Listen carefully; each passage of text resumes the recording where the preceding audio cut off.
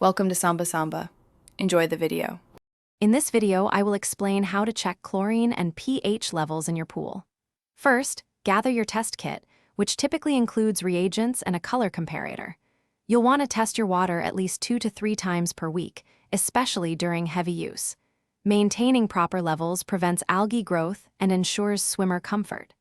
Let's dive into the specifics of testing each chemical. To check chlorine, fill the test tube with pool water to the indicated line. Add the correct number of drops of your DPD reagent, usually 5 drops. Cap the tube and invert it a few times to mix thoroughly. The water will change color, typically to a shade of pink or red.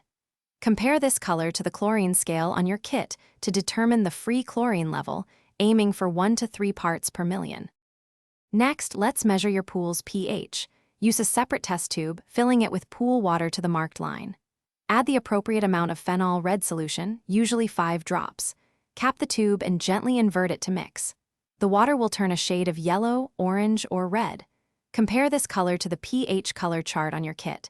The ideal pH range is between 7, 4, and 7, 6 for swimmer comfort and chemical effectiveness.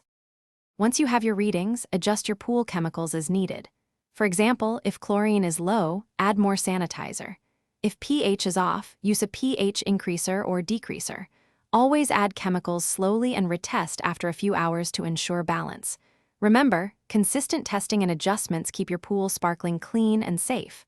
Also, check the description for a link to the Echo Dot smart speaker and other great deals.